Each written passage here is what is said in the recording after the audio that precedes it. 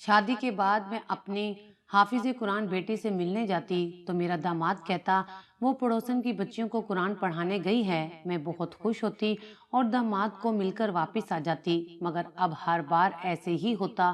مجھے اپنے داماد پر شک ہو گیا تھا۔ اس بار میں بیٹی کے گھر کی بجائے پڑوسن کے گھر چلی گئی۔ میں نے پڑوسن سے اپنی بیٹی کے بارے میں پوچھا تو وہ بولی یہاں پر تمہاری بیٹی پر بہت ظلم ہو رہا ہے، حقیقت جاننا چاہتی ہو تو رات کو آنا۔ میں رات کو آئی تو میرا کلیجہ پھٹ گیا، کیونکہ میری بیٹی، میرا نام آمنہ ہے، میرے ابا نے میری شادی ایک کسان سے کی تھی۔ میرا شوہر ایک غریب کسان تھا، لیکن میں نے کبھی اس کے کام کو لے کر اسے برا بھلا نہیں کہا تھا، ہمیشہ اس کا ساتھ دیا تھا۔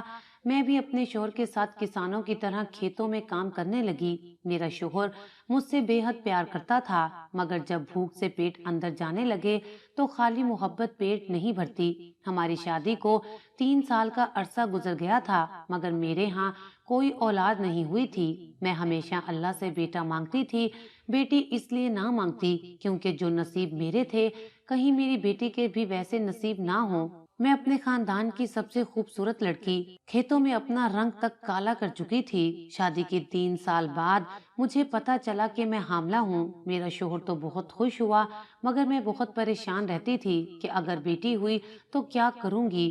اصل میں بیٹیوں سے ڈر نہیں لگتا، ڈر ان کے نصیبوں سے لگتا ہے۔ بیٹیاں تو گھر کی رونق ہوتی ہیں، باغوں کا وہ پھول ہوتی ہیں جس کے بغیر باغیچہ بنجر لگتا ہے، لیکن جب اپنا وقت ہی برا ہو تو یہ سب باتیں بس کتابوں میں ہی اچھی لگتی ہیں۔ میں بھی حقیقت پسند تھی، لیکن کبھی کبھی ہم اپنے حالات سے اس قدر مایوس ہو جاتے ہیں کہ ہمیں لگتا ہے کہ ہم پر آنے والا وقت برا ہی ہوگا۔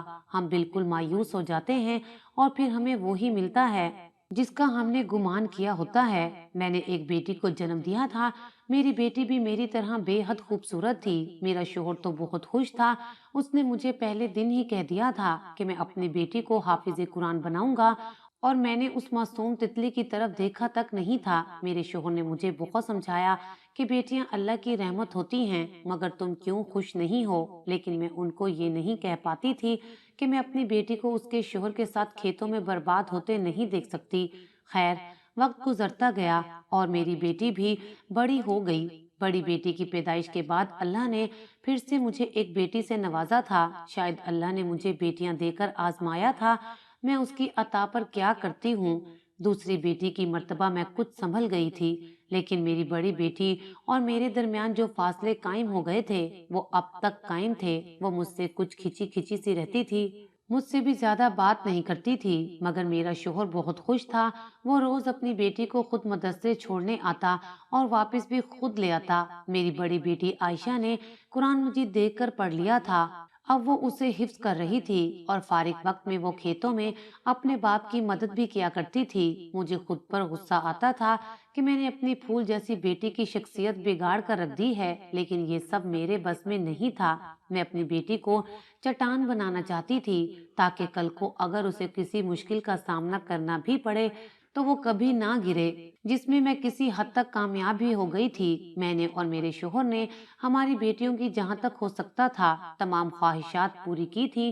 میں ہر وقت اپنی بیٹیوں کے نصیب کے لیے دعا گو رہتی تھی۔ ایک روز میں سخت بخار کی وجہ سے کھیتوں میں نہ جا سکی۔ میری چھوٹی بیٹی کو تو میرا کھیتوں میں جانا کبھی پسند ہی نہیں تھا۔ میری بڑی بیٹی ہمیشہ کہتی کہ میں آپ کی جگہ چلی جاتی ہوں، مگر میں اسے منع کر دیتی۔ یہ بات حقیقت تھی کہ میرے شوہر نے چاہے سخت محنت کی تھی، مگر کبھی میرے ساتھ بدسلوکی نہیں کی تھی۔ میری چھوٹی بیٹی اکثر کہتی کہ اللہ پاک ہم دونوں بہنوں کو اخلاقی طور پر ابا جیسا شوہر دے، جس پر میں مسکرا دیتی تھی۔ میری بیٹی نے جب قرآن پاک حفظ کیا تو ہم بہت خوش ہوئے۔ پورے گاؤں والوں نے ہمیں مبارکباد دی۔ میری بڑی بیٹی عائشہ کو دین کی بہت سمجھ تھی۔ وہ 5 وقت کی نمازی تھی اور ہم سب کو بھی نماز پڑھنے کی تلقین کرتی۔ اب وہ جوان ہو چکی تھی اور اس کی شادی کے لیے کئی رشتے آنے لگے تھے، مگر میں اپنے ابا کی طرح جلد بازی نہیں کرنا چاہتی تھی۔ میں نے سوچ لیا تھا کہ میں اپنی بیٹی کی شادی ایسی جگہ کروں گی جہاں اس کو دنیا کی ہر آسائش دی جائے۔ اس کو کبھی کسی چیز کے لیے ترسنا نہ پڑے۔ میرے حالات نے مجھے اتنا مایوس کر دیا تھا کہ میں نے کم تنخواہ والے بہت اچھے رشتے بھی ٹھکرا دیے تھے۔ اس دوران ایک روز میرا شوہر کھیتوں میں گیا، لیکن رات ہونے پر بھی جب واپس نہ آیا تو مجھے اس کی فکر ستانے لگی۔ میں نے کھیتوں میں جا کر اپنے شوہر کو ہر جگہ تلاش کیا، مگر جب میرا شوہر مجھے کہیں بھی نظر نہ آیا تو میں روتی ہوئی گھر واپس لوٹ آئی۔ رات ایسے ہی جا کر کاٹی، پریشانی سے برا حال تھا۔ اگلی صبح فجر کا وقت تھا جب ایک دم دروازہ زور زور سے بجنے لگا۔ میں جلدی سے اٹھی اور آنسو صاف کرتی دروازے پر گئی۔ میں نے آؤ دیکھا نہ تاؤ اور جھٹ سے دروازہ کھول دیا، لیکن کچھ آدمیوں کے پیچھے ایک سفید رنگ کے کپڑے میں لپٹا وجود میری جان لینے کے لیے کافی تھا۔ مجھے تو یقین نہیں ہو رہا تھا کہ آخر یہ میرے ساتھ کیا ہو رہا ہے۔ میں نے آنسوؤں سے بھری آنکھوں سے جیسے ہی اس غیر مرد کی طرف دیکھا تو اس کی اگلی بات نے میرے جسم سے میری جان نکال لی تھی۔ جب اس نے بتایا کہ میرے شوہر کا انتقال ہو گیا ہے اور میرے شوہر کا انتقال ہارٹ اٹیک سے ہوا ہے، ساری رات ہسپتال میں رہنے کے باوجود بھی وہ اپنی زندگی کی جنگ ہار بیٹھے ہیں، مجھے تو ابھی بھی اپنے کانوں پر یقین نہیں ہو رہا تھا کہ جو شخص صبح کو گھر سے ٹھیک ٹھاک گیا تھا، آخر کو ایسا کیا ہو گیا کہ اس کی جان چلی گئی۔ گھر میں تو جیسے کوہرام مچ گیا تھا۔ میری بیٹیاں تو بھاگتی ہوئی آئیں اور اپنے بات کے ساتھ لپٹ گئیں۔ پورا گاؤں میرے شوہر کے جنازے میں اکٹھا ہو گیا۔ مجھ میں تو اتنی بھی ہمت باقی نہ رہی تھی کہ میں اپنے شوہر کا چہرہ تک دیکھ لوں۔ میرا شوہر جیسا بھی تھا، اپنی بیٹیوں پر جان چھڑکتا تھا۔ میری چھوٹی بیٹی جو بلک بلک کر رو رہی تھی، مجھ سے اس کا رونا نہیں دیکھا جا رہا تھا۔ میری بڑی بیٹی بہت حوصلے کے ساتھ کبھی مجھے تو کبھی اپنی بہن کو سنبھال رہی تھی۔ اس کے بعد اس نے وضو کیا اور اپنے باپ کی چارپائی کے ساتھ بیٹھ کر مسلسل قرآن مجید پڑھ رہی تھی۔ میری تو جیسے دنیا ہی اجڑ گئی تھی۔ مجھے سمجھ میں نہیں آ رہا تھا کہ میں اپنے شوہر کے بغیر اپنا گھر کیسے سنبھالوں گی، اپنی دو جوان بیٹیوں کو کیسے بیاؤں گی۔ کچھ دیر بعد جنازہ اٹھایا گیا تو میرا گھر ہی ویران ہو گیا۔ اس روز مجھے اس بات کا احساس ہوا کہ میرا شوہر بے شک کم آمدنی کے ساتھ بھی گزارا کر لیتا تھا، مگر میرے گھر میں رونق اس کے ساتھ ہی تھی۔ شوہر کا سایہ سر سے اٹھا تو معاشرے کی سمجھ آئی تھی۔ جو ایک محافظ کے ساتھ معاشرہ دکھائی دیتا ہے، در حقیقت وہ ایک دھوکہ ہوتا ہے۔ اصلیت تو اس وقت نظر آتی ہے جب آپ کے سر سے چھاؤں چھین لی جائے، جب آپ کڑکتی دھوپ میں آ جائیں۔ شوہر کے مرنے کے بعد میں عدت میں آ گئی تھی۔ گھر کا سارا کام میری بیٹی کرتی تھی۔ جب تک میری عدت مکمل نہیں ہوئی، میری بیٹیوں نے میرے گھر کو سنبھالا، اندر باہر کے اخراجات پورے طریقے سے اپنے سر پر لے لیے۔ بڑی بیٹی گاؤں کے بچوں کو قرآن مجید پڑھاتی اور جو ہدیہ اسے ملتا وہ اس سے گھر کا خرچہ چلاتی۔ میں تو حیران تھی کہ وقت اور حالات نے ان کو کتنا سمجھدار کر دیا تھا۔ میرے لیے تو وہ اب بھی تولیے میں لپٹی چھوٹی سی بچی تھی۔ اکثر مجھے اپنی بیٹی کی طرف دیکھ کر رونا آتا ہے۔ وقت نے اس پر اس کی عمر سے زیادہ ذمہ داریاں ڈال دی ہیں، مگر حیرت کی بات یہ تھی کہ میں نے کبھی بھی اس کے چہرے پر کوئی شکن یا کوئی زاویہ نہیں دیکھا تھا۔ وہ ہمیشہ مسکرا کر کام کرتی اور میری ہر بات پر آمین کہہ دیتی۔ میرے شوہر کو مرے ابھی 2 ہی مہینے گزرے تھے کہ گاؤں کی عورتیں گھر آنا شروع ہو گئیں اور کہنے لگی کہ تمہاری بیٹی جوان ہو گئی ہے، اس کے ہاتھ پیلے کب کر رہی ہو، اور میں بس ہاتھ ملتی رہ جاتی۔ مجھے اب اپنی بڑی بیٹی کی فکر ستانے لگی تھی۔ لوگوں کی باتیں بھی اپنی جگہ بالکل درست تھیں، جتنے منہ ہوں اتنی ہی باتیں ہوتی ہیں، مگر میں اپنی بیٹی پر ایک حرف بھی برداشت نہیں کر سکتی تھی۔ میری دونوں بیٹیاں بہت سمجھدار تھیں۔ میری عدت تک سارا کام میری بڑی بیٹیوں نے سنبھالا۔ مجھے اکثر ان پر ترس آ جاتا تھا، مگر انہوں نے بھی بیٹا بن کر دکھایا تھا۔ میں اس وقت کو یاد کرتی جب میں نے بڑی بیٹی کی پیدائش پر اس کی طرف دیکھا تک نہیں تھا۔ اب میں پھوٹ پھوٹ کر رو دیتی۔ میری عدت کے دن مکمل ہو گئے تھے۔ اب مجھے اندازہ تھا کہ اب مجھے ہی گھر بار دیکھنا ہوگا، ساتھ ہی ساتھ میں اپنی بیٹی کے لیے رشتہ بھی دیکھنے لگی تھی، مگر اچھی کمائی والا رشتہ ہی مجھے پسند آنا تھا۔ بہت وقت گزرنے کے بعد ایک رشتہ، جو لڑکا تو بہت خوبصورت تھا اور تنخواہ بھی اچھی تھی، مگر اس کا گھر ہمارے گاؤں سے بہت دور تھا۔ پہلے تو سوچا کہ یہاں رشتہ نہ کروں، مگر پھر بیٹی کی بڑھتی عمر کو لے کر میں یہ سب نہیں کر سکتی تھی۔ ان کو بھی میری بیٹی پسند تھی اور مجھے بھی ان کا بیٹا پسند تھا۔ شادی طے ہو گئی اور وقت پر لگا کر اڑ گیا۔ اور پھر وہ دن بھی آ گیا جب میری بڑی بیٹی عائشہ کو کسی اور کے گھر جا کر اس کا گھر بسانا تھا۔ میری بیٹی شروع سے ہی بہت معصوم تھی۔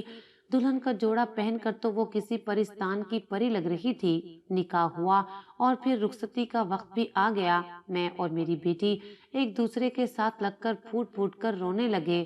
آج مجھے اپنی شوہر کی بہت کمی محسوس ہو رہی تھی۔ میرا داماد بھی اچھا انسان تھا۔ مجھے بولا کہ آپ لوگوں کو پریشان ہونے کی ضرورت نہیں ہے، میں آپ کی بیٹی کا خود سے بھی زیادہ خیال رکھوں گا، بلکہ میں تو بہت خوش نصیب ہوں کہ مجھے ایک حافظ قرآن بیوی ملی ہے۔ اس کے یہ الفاظ ہی میرے لیے کافی تھے۔ بیٹی کی رخصتی کے بعد تو گھر بالکل ہی بیابان ہو گیا تھا۔ میں اور میری چھوٹی بیٹی سارا دن گھر پر ایک دوسرے کا چہرہ دیکھتی گزار دیتی تھی۔ بیٹی کی شادی ابھی نئی نئی تھی، میں تبھی زیادہ بیٹی سے ملنے نہیں جاتی تھی کہ کہیں اس کا شوہر اس بات سے ناراض نہ ہو جائے کہ میں ہر وقت اس کے گھر آ جاتی ہوں۔ شادی کو 3 مہینے گزرے، لیکن حیرت کی بات تھی کہ اس کی طرف سے بھی کوئی خبر نہ ملی۔ اب تو مجھے پریشانی ہونے لگی۔ ایک روز میں نے اپنی چھوٹی بیٹی سے بولا کہ میں تمہاری بڑی بہن سے ملنے جا رہی ہوں، تو وہ بھی میرے ساتھ چل پڑی۔ ہم دونوں ماں بیٹی جب بڑی بیٹی کے گھر پہنچے تو اپنے داماد کا گھر دیکھ کر تو میرے ہوش ہی اڑ گئے۔ وہ گھر کم اور محل زیادہ تھا۔ باہر چوکیدار نے ہم سے پوچھا کہ ہم کون ہیں، تو میں نے اسے بتایا کہ تمہارے گھر میں جس لڑکے کی شادی ہوئی ہے میں اس کی بیوی کی ماں ہوں۔ چوکیدار نے مجھے اندر بھیج دیا۔ میرا حلیہ بہت عجیب تھا کیونکہ میرے پاس کوئی نئے کپڑے نہیں تھے۔ اندر ملازماؤں کو دیکھ کر مجھے شرمندگی محسوس ہونے لگی کیونکہ میرا پہناوا ان سے بھی زیادہ گیا گزرا تھا۔ میری بیٹی نے مجھے ہمت دی اور بولی کہ آپ اس گھر کی مالکن کی ماں ہیں، ایسے پریشان ہونے سے کچھ نہیں ہوگا۔ میری نظر اوپر کھڑکی کی طرف گئی تو میرا داماد وہاں کھڑا مجھے دیکھ رہا تھا۔ ملازمہ میرے ساتھ بحث کر رہی تھی مگر میرا داماد نیچے نہ آیا۔ مجھے بہت عجیب لگا اور بہت افسوس بھی ہوا۔ تھوڑی دیر کے بعد جب ملازمہ بحث کر کے تھک گئی تو میرا داماد نیچے آیا اور بولا کہ ان کو اندر آنے دو۔ ملازمہ جی حضوری کرتی جلدی سے پیچھے ہٹ گئی اور مجھے اندر جانے دیا۔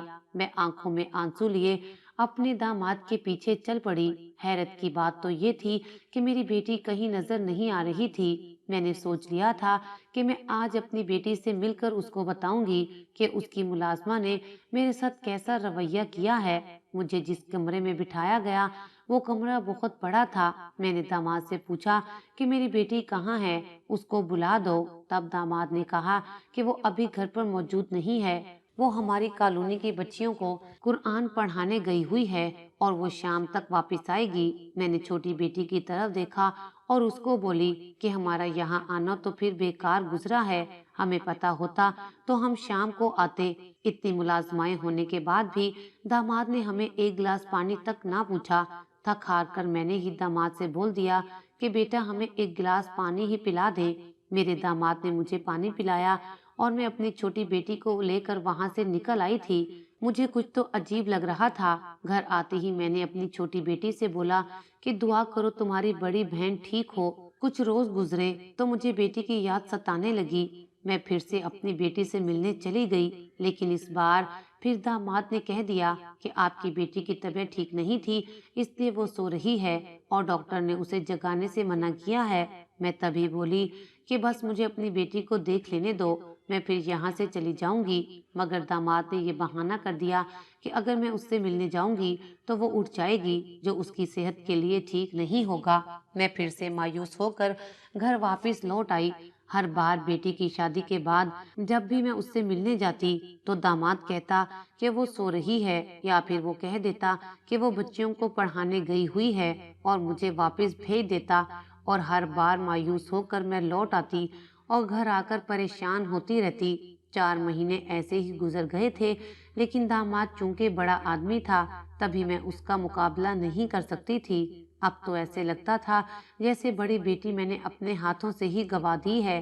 ایک روز بیٹی کو ملنے گئی تو اسی کالونی کی ایک عورت نے مجھے روکا اور بولی کہ تم نے بیٹی پر بڑا ظلم کیا ہے، سچائی جاننا چاہتی ہو تو رات کو 1 بجے بیٹی سے ملنے آنا۔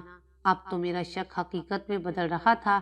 میں جان گئی تھی کہ کچھ تو برا ہو رہا ہے۔ میں اگلے روز دوبارہ اپنی بیٹی کے گھر گئی تو ملازمہ نے بتایا ہمارا داماد آج گھر پر نہیں ہے، میں پھر کسی وقت آ جاؤں۔ میں نے جب ملازمہ سے پوچھا کہ وہ کب آئے گا تو ملازمہ نے بتایا کہ کل رات تک آ جائے گا، میں اس سے اگلے روز آ جاؤں۔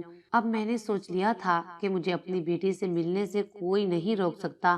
میں نے اپنی بیٹی کو کسی بھی طرح اس مصیبت سے بچانا تھا۔ میں رات کو فقیرنی بن کر بیٹی کے گھر چلی گئی۔ ملازمہ نے مجھے منع کیا مگر رات کے اندھیرے کا فائدہ اٹھاتے ہی میں گھر میں چھپ گئی۔ گھر کے باہر چوکیدار نہ جانے کہاں گیا تھا۔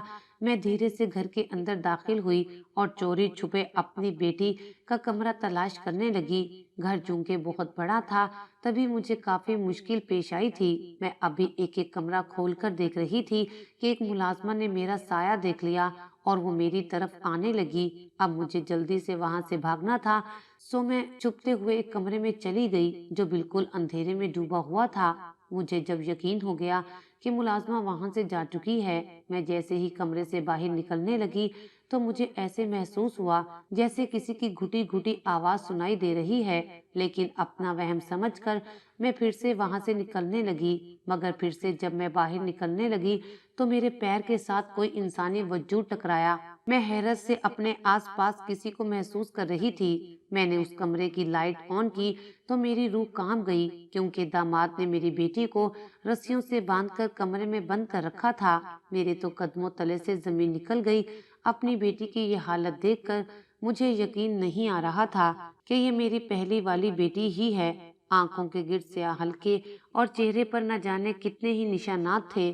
مجھے تو اپنی بیٹی کی یہ حالت دیکھ کر بہت تکلیف محسوس ہو رہی تھی۔ میں نے سوچ لیا تھا کہ میں اب ایک منٹ بھی اس درندہ صفت انسان کے پاس اپنی بیٹی کو نہیں چھوڑوں گی۔ میں نے جلدی سے اپنی بیٹی کو کھولا جو نیم بے ہوشی کی حالت میں تھی۔ وہ ہلکی ہلکی ہوش میں آئی تو مجھے دیکھ کر چونک گئی، پھر میرے سینے سے لگ کر پھوٹ پھوٹ کر رونے لگی اور بولی اماں مجھے یہاں سے لے جاؤ، یہ جگہ اچھی نہیں ہے۔ میرا شوہر ہر روز مجھے رسیوں سے باندھ دیتا ہے اور مجھے کہتا ہے کہ میں پاگل ہوں۔ وہ مجھے نہ جانے کیا کیا کرنے کو کہتا ہے، نہ جانے کون کون سے انجیکشن مجھے لگاتا ہے۔ اماں مجھے بہت تکلیف ہوتی ہے۔ اپنی بیٹی کی تکلیف دیکھ کر میں تڑپ اٹھی اور اسے بولی کہ اب تجھے یہ تکلیف جھیلنے کی ضرورت نہیں ہے، میں تجھے اپنے ساتھ اپنے گھر لے جاؤں گی۔ میں اپنی بیٹی کو لیے کمرے سے باہر نکلی تو دو تین ملازمائیں باہر ہی کھڑی تھیں، جنہوں نے ہم دونوں کو روک لیا اور بولی کہ جب تک صاحب نہیں آتے ہم کہیں نہیں جا سکتی۔ مگر مجھے اب کسی کی پرواہ نہیں تھی۔ میں ایک ماں ہونے کے ساتھ ساتھ ایک چٹان بھی بن گئی تھی جس کے آگے کوئی بھی طوفان کچھ نہیں کر سکتا تھا۔ میں نے ملازموں کو کہا کہ اگر کوئی بھی میرے راستے میں آیا تو میں اس کی جان لے لوں گی۔ میری دہشت اور میرا کڑک لہجہ دیکھ کر سب ملازمائیں ڈر کر پیچھے ہو گئیں اور مجھے اور میری بیٹی کو جانے کا راستہ دے دیا۔ میں گھر سے ابھی نکلنے ہی لگی تھی کہ میرا داماد گھر میں آیا اور ہم دونوں ماں بیٹی کو دیکھ کر چیخنے لگا، ملازماؤں کو جھڑکنے لگا۔ مجھے اندر کیوں آنے دیا، لیکن میں نے بھی داماد کو دو ٹوک الفاظ میں کہہ دیا کہ میں اپنی بیٹی کو ساتھ لے کر جا رہی ہوں۔ میں نے اپنی بیٹی کو بیچا نہیں تھا جو تم نے اس کی یہ حالت کر دی ہے۔ میرا داماد پہلے تو غصے میں رہا، پھر یہ کہہ کر ہنسنے لگا۔ وہ بولا کہ ٹھیک ہے لے جاؤ، یہ اب تو ویسے بھی کسی کے قابل نہیں رہی اور ایسی بد کردار عورت کو میں اپنے گھر میں نہیں رکھوں گا جو نہ جانے کتنے ہی مردوں کے ساتھ رہ چکی ہو۔ اپنی بیٹی کے کردار پر بات سن کر میرے پیروں تلے سے زمین نکل گئی۔ میں نے چونک کر داماد کی طرف دیکھا اور اس کے چہرے پر ایک تھپڑ جڑ دیا اور بولی کہ خبردار، اگر میری بیٹی کے کردار پر ایک لفظ بھی بولا میں تمہاری جان لے لوں گی۔ میں نے اپنی بیٹی کو پکڑا اور داماد کے گھر سے لے آئی۔ حیرت کی بات یہ تھی کہ میرے داماد نے مجھے خاموشی سے اپنی بیٹی واپس لانے دی۔ میری بیٹی پہلے جیسی نہیں رہی تھی۔ مجھے اب اپنی بیٹی پر ترس آتا تھا اور اپنی بے وقوفی پر رونا کہ کاش میں اونچے گھر کی جگہ کسی انسان کی اچھی تربیت دیکھ لیتی تو آج میری بیٹی اس حالت میں نہ ہوتی۔ اب میں ہر وقت اپنی بیٹی کو اپنے سینے سے لگائی روتی رہتی اور اپنی بیٹی کے اچھے نصیب کے لیے دعا کرتی۔ میری بیٹی جو پہلے بھی خاموش رہتی تھی اب تو اس نے بالکل ہی چپ سادھ لی تھی، نہ وہ اپنی تکلیف بیان کرتی اور نہ ہی کسی خواہش کا اظہار کرتی۔ میں نے سوچ لیا تھا کہ میں اپنی بیٹی کو اس کے شوہر سے آزادی دلواؤں گی۔ ہمارے گاؤں میں ایک بہت ہی اچھا وکیل تھا۔ میں نے جب اس سے بات کی تو اس نے بولا کہ میں تمہاری بیٹی کا کیس مفت لڑوں گا اور پھر جیتوں گا بھی۔ ہم بھی بہت پرانے یہاں کے رہنے والے ہیں، میں تمہارے شوہر کو بھی بہت اچھے سے جانتا ہوں، اس نے کئی بار میری بہت مدد کی تھی۔ اب شاید ان کے احسانات کا بدلہ چکانے کا وقت آ گیا ہے۔ مجھے یہ سن کر حیرت ہوئی کہ میرے شوہر نے ایسے کون سے احسانات اس وکیل پر کیے تھے جو بغیر پیسے لیے میری بیٹی کا کیس لڑنے کے لیے تیار تھا۔ میں نے اس لڑکے سے پوچھا کہ میرے شوہر نے تم پر ایسے کون سے احسانات کیے تھے جو تم اتنے بڑے وکیل ہو کر بھی بغیر فیس کے میری بیٹی کے لیے کیس لڑو گے؟ اس نے بتایا کہ ایک روز میری بہن کھیتوں میں گئی اور وہاں پر اسے کسی زہریلے کیڑے نے کاٹ لیا تھا، تب تمہارے شوہر نے ہی اس کی جان بچائی تھی۔ وہ بہن مجھے بہت عزیز ہے اور میں ہمیشہ تمہارے شوہر کی تلاش میں رہا کہ کسی طرح میں اس کا شکریہ ادا کر سکوں، مگر مجھے سننے میں ملا کہ وہ اب اس دنیا میں نہیں رہا۔ مجھے سن کر بہت دکھ ہوا، لیکن شاید اللہ تعالیٰ کو کچھ اور ہی منظور تھا۔ وکیل کی بات سن کر میں نے آسمان کی طرف چہرہ کیا اور اپنے رب کا شکر ادا کیا۔ وکیل نے میری بیٹی سے سب کچھ پوچھا کہ اس کے شوہر نے اس کے ساتھ کیا کیا تھا۔ میں تو اپنی بیٹی کے منہ سے اس کی تکلیف سن کر حیران رہ گئی جب اس نے بتایا کہ اس کا شوہر بظاہر تو دیکھنے میں بالکل ٹھیک ٹھاک، پیسہ، گاڑی، بنگلہ سب کچھ اس کے پاس تھا، مگر وہ ایک نفسیاتی مریض تھا۔ رات کو اس کی حالت خراب ہو جاتی تھی۔ وہ اپنے ساتھ ساتھ مجھے بھی نفسیاتی مریض بنانا چاہتا تھا۔ وہ روز میری بیٹی کو نہ جانے کون سے انجیکشن لگاتا کہ جس کے بعد وہ نیم بے ہوش ہو جاتی، اور پھر اس کا شوہر اس پر بہت ظلم کرتا، جانوروں کی طرح اس کے ساتھ پیش آتا تھا، اسے کسی سے ملنے بھی نہیں دیتا تھا۔ جب میری بیٹی نے اپنے شوہر سے جھگڑا کیا تو اس نے اسے باندھ کر ایک کمرے میں بند کر دیا تھا۔ وکیل بھی میری بیٹی کی داستان سن کر ایک بار افسردہ ہو گیا تھا اور بولا کہ اب تمہیں فکر کرنے کی ضرورت نہیں ہے، تم بھی میری بیٹی ہو، میں اپنی بیٹی کا کیس خود لڑوں گا۔ وہ وکیل کسی فرشتے سے کم نہ تھا، اس نے فرشتوں کی طرح ہی ہماری حفاظت کی اور میری بیٹی کو اس کا انصاف دلوایا۔ میری بیٹی کو نہ صرف طلاق دلوائی بلکہ اس کے شوہر کو کڑی سے کڑی سزا بھی دلوائی۔